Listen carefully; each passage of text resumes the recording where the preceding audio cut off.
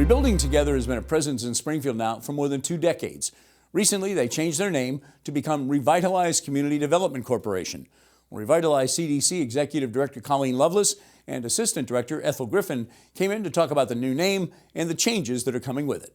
We're excited to share the good news. The first of the year, we made the announcement at City Hall with the mayor, where we announced our new name change.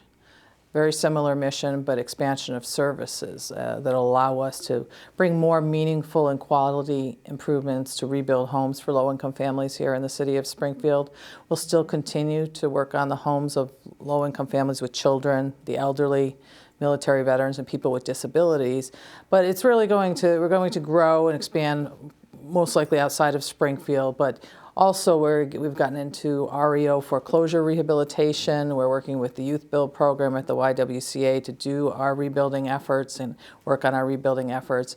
And we're also going to be expanding into small business technical assistance, focusing on the Latino community here in the Springfield. So we're really excited about the changes and the growth and able to serve more people here in the city.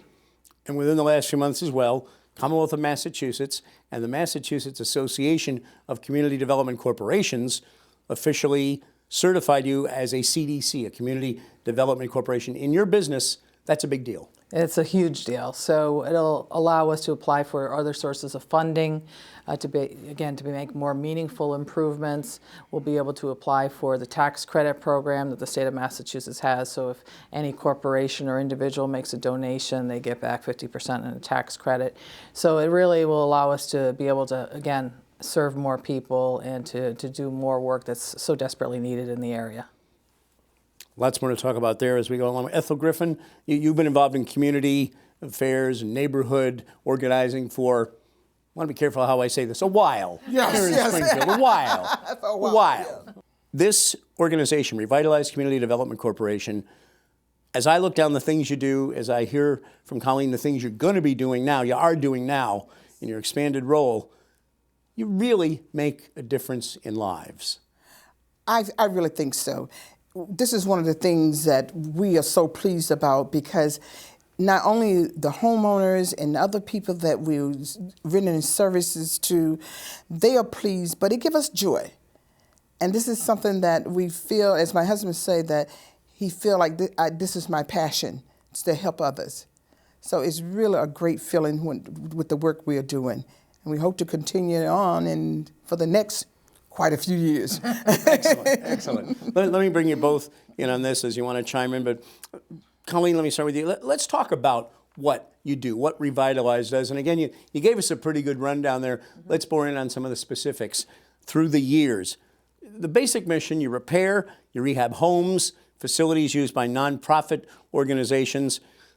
What's required, and now, as you said, you're going to expand. You're looking particularly to help in the Latino community in some special ways. What's required to be eligible for help from Revitalize? They have to be low income, low to moderate income for some of the small business technical assistance. But as far as the repair, modification, and rehabilitation of homes, they definitely have to qualify as low income according to HUD guidelines. We use that. And we have hundreds and hundreds and hundreds of applications in our office. Unfortunately, we can't get to all of them. But that's really the type of work that we do, and we focus on the safety of the home, so hand railings. We have elderly people walking to their basement to wash clothes, and there's no hand railings, or the stairs are very shaky. We focus on mold remediation and pest control. We focus on the health of the homes, and also energy efficiency, of course, so from roofs and windows and everything in between, like I said, from the roof to the front door into the basement and to new furnaces. You're not going to believe, you walk into homes where people are so proud, and you just finally find out that they do not have heat all winter. And they're not saying, oh, give me a new furnace. They're not saying that. We find that after we build a relationship with them. Ethel Griffin, talk about that. Colleen said it so well. People are proud, and they want to do it for themselves if they can. It's always been hard, but man, in today's world with what things cost, it's really, really difficult no matter how hard you try, how hard you work. I know you're out in the neighborhoods. You're one of the people who goes out, and I know you sell the program.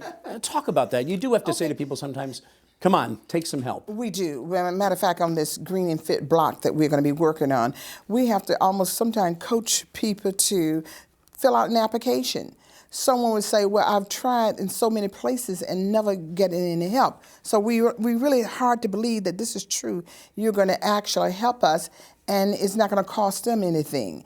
They have pride where they feel like, oh, maybe I'm over income, but here they are, can't afford to put heat in their house. They have to make a choice between eating, medicine, paying taxes, and renovating their home, and that's the last thing that happened. So we find that a lot of time we had to get pest control to come in there because it's unhealthy. It's so many things that we have to do to help them, and sometimes, like I said, I do have to go to that point where I say, oh, we know each other, you know, what about this? How would you like to have that repaired or replaced? Especially our veterans. Our veterans are very proud, and to be able to go and because they're not used to asking for help. They're so used to serving us, right? Yeah. And so it's really nice to be able to serve our veterans in return because they're so deserving. Yeah. And a lot of our seniors, they're the same way. They grew up in a time when you really didn't ask for a lot of help. Exactly. Yeah. I don't want to run out of time before we get to talk about big event that comes up. It's really becoming, I think, the signature event every year. It's only third annual, which surprised me, but it probably feels like more to you folks, too, with all the work that goes into it.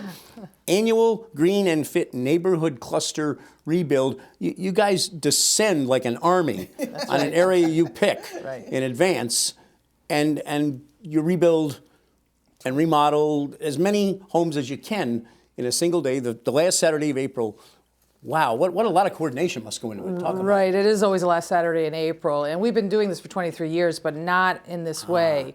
Okay. We are doing an entire block of homes. We closed down the whole street. We're working in Old Hill, and our strategic plan is to do 10 contiguous blocks. Mm-hmm. So to really, truly revitalize a neighborhood and a city, you have to take it block by block, not house by house. I mean, of course, house by house, and all that adds up. But we closed down the entire street, and the homeowners from last year are volunteering. Next year, it's like a wave, a positive wave, and getting everybody out in the community. So we have volunteers from Maine to New Jersey every single year, as well as people within the neighborhood. We invest over $500,000 into that one city block that day. We have it lined up with 25 dumpsters, and we're working on playground if it's on that particular block, or any type of nonprofit facilities. We've created a community garden with HAP Housing, another nonprofit here in the city. So we bring 80 sponsors and donors together that day, work on 25 homes, and we have over 1,000 volunteers every year. Well, we've barely scratched the surface of what Revitalize CDC does, but thanks for coming in. Best of luck with Green and Fit. It's always a great weekend. Hopefully it's sunny.